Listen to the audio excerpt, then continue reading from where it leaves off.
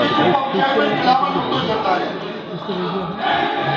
Mr. Speaker, before I move forward, I would like to thank Almighty Allah for granting us protection, honor, and the strength to stand tall in the face of aggression by the enemy.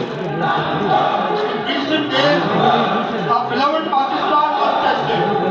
Responding to unprovoked and unjustifiable hostility, our brave armed forces, our army, navy, and the air force rose with courage, professionalism, and unmatched resolve.